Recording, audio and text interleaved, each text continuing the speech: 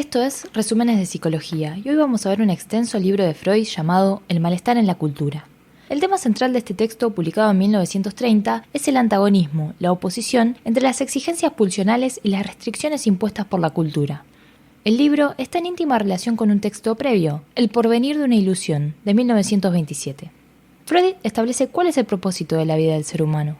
En pocas palabras, la búsqueda de la felicidad, que está compuesta por dos metas. Una meta positiva, que consiste en la búsqueda de vivencias de intensos sentimientos de placer, los cuales solo pueden ser posibles como fenómenos episódicos, es decir, de corta duración. Y una meta negativa, que consiste en la búsqueda de ausencia del dolor y de displacer.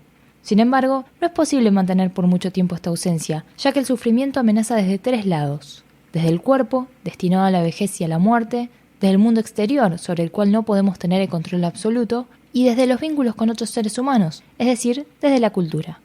Freud describe a la cultura como la suma de operaciones y normas que distancian nuestra vida de la de nuestros antepasados animales y que tiene dos objetivos. Por un lado, la protección del ser humano frente a la naturaleza y por el otro, la regulación de los vínculos recíprocos entre las personas. De esta forma, la cultura estaría compuesta por las actividades y valores útiles para el ser humano, como las herramientas, los avances tecnológicos, la limpieza y el orden, las actividades psíquicas superiores, como las tareas intelectuales, científicas, artísticas y los sistemas religiosos, y también por un modo de organizar los vínculos recíprocos del ser humano. La cultura se edifica sobre la renuncia pulsional. El desarrollo cultural, según Freud, tiene su origen en una serie de acontecimientos que se sucedieron. Primero, se formaron las familias, donde el macho se mantenía unido a la hembra por interés sexual y las hembras se mantenían unidas a sus hijos desválidos bajo la protección del macho. Luego, se pasa de esta horda o familia primitiva a la alianza de hermanos, que, para no ser demasiado extenso el resumen, podrán encontrar más en detalle en el texto Tótem y Tabú. Finalmente, surge la cultura totémica, es decir, culturas que se regían bajo un objeto o símbolo considerado sagrado que, vale aclarar, consistían mayoritariamente en representaciones de animales. Con este nuevo tipo cultural se instala la prohibición del incesto y se amplía el vínculo con otros grupos. Entonces, ¿cómo hace la cultura para evitar que la sociedad se disuelva entre estas tendencias sexuales y agresivas tan primarias del ser humano? Para evitar la disolución de la sociedad, la cultura impone ciertos límites al hombre, que consisten en renuncias pulsionales, tanto sexuales como agresivas. La renuncia pulsional sexual o libidinosa se limita mediante la prohibición de las exteriorizaciones de la vida sexual infantil, la limitación de elección de objeto de amor del adulto acotada al sexo contrario, es decir, heterosexual, y bajo la característica de ser monogámica. Por otro lado, la renuncia pulsional agresiva se limita mediante identificaciones y vínculos amorosos de meta inhibida, lo que permite que se generen vínculos afectivos que no tengan como meta la sexualidad, y el establecimiento del mandamiento ideal de amar al prójimo como a sí mismo, ya que nada va más en contra de la naturaleza humana originaria. Si es necesario hacer un mandamiento, es porque la naturaleza humana no tiende específicamente hacia esa actitud de amor al prójimo. El hombre culto ha cambiado un trozo de posibilidad de dicha por un trozo de seguridad. La inclinación agresiva es una disposición pulsional autónoma, originaria, del ser humano. La cultura encuentra en ella su obstáculo más poderoso.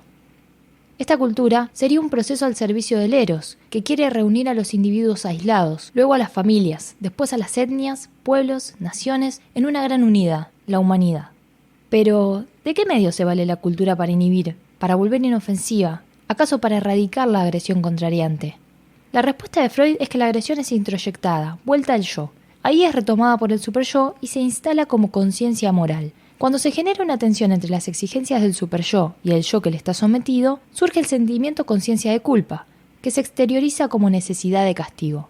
Ahora bien, uno se siente culpable cuando ha hecho algo que discierne como malo, o incluso cuando simplemente desea obrar de forma inmoral. Pero, ¿qué es lo malo? Ya que malo no es lo dañino o perjudicial para el yo. Al contrario, puede serlo también lo que anhela y le depara contento. Entonces, aquí se manifiesta una influencia ajena. Ella determina lo que debe llamarse malo y bueno. Además, porque el propósito o la intención de obrar mal generan sentimiento de culpa aun cuando efectivamente no se haya llevado a cabo. ¿Y cómo se explica la paradoja de que los más virtuosos, los más cercanos al ideal de santidad, sean los que posean una conciencia moral más severa, los que más exacerbadamente se reprochan su condición inmoral? Para responder a todas estas cuestiones, Freud desarrolla su teoría de la génesis del sentimiento de culpa. En la etapa de desvalimiento infantil se da una renuncia pulsional como resultado de la angustia, frente a la posible pérdida de amor y la posibilidad de ser castigado por la autoridad, es decir, sus cuidadores, quienes determinan qué es lo malo y qué es lo bueno. Posteriormente, cuando esta autoridad externa se instala como autoridad interna, la renuncia pulsional ya no requiere el reto de los cuidadores, sino que surge como consecuencia de la angustia frente a la conciencia moral del superyo. Acá no hay distinción entre acciones y pensamientos malos. Ambos generan sentimiento de culpa y la necesidad de castigo, ya que, ante el superyo, nada puede ocultarse, ni siquiera los pensamientos. La formación del superyo depende tanto de factores constitucionales congénitos como de influencias del medio, y su severidad no refleja la severidad del trato que ejercieron los cuidadores, sino más bien la fuerza agresiva que la renuncia pulsional despertó, la cual fue introyectada al servicio del superyo. Finalmente, cada nueva renuncia pulsional aumenta la severidad e intolerancia de la conciencia moral, que reclama más y más renuncias. De ahí que los más virtuosos sean los más severos con su conducta moral. Entonces, para aclarar un poco, vamos a repasar algunos conceptos. El superyo constituye una instancia psíquica, mientras que la conciencia moral es una función atribuida al superyo, que vigila y enjuicia las acciones y propósitos del yo, ejerciendo una actividad censora. El sentimiento de culpa es la percepción del yo de ser vigilado de esa manera. Surge de la tensión entre sus aspiraciones y los reclamos del superyo. La angustia frente al superyo o la necesidad de castigo son exteriorizaciones pulsionales del yo que se convirtieron en aspiraciones masoquistas bajo el influjo del superyo sádico. La conciencia de culpa existe desde antes que el superyo y, por tanto, antes que la conciencia moral. Es la expresión inmediata de la angustia frente a la autoridad externa, es decir, los cuidadores. El arrepentimiento, por su parte, es la reacción tras la ejecución efectiva de la agresión. Para finalizar, Freud nos dice que, según hemos aprendido, los síntomas de las neurosis son esencialmente satisfacciones sustitutivas de deseos sexuales incumplidos. Toda neurosis esconde un monto de sentimiento de culpa inconsciente, que a su vez consolida los síntomas por su aplicación en el castigo. Entonces, nos tienta a formular este enunciado. Cuando una aspiración pulsional sucumbe a la represión, sus componentes libidinosos son traspuestos en síntomas y sus componentes agresivos en sentimiento de culpa.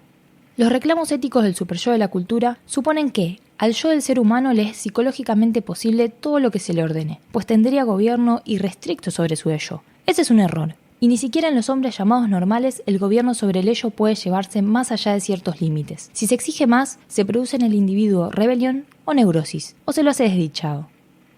Esto fue Resúmenes de Psicología. Hasta la próxima.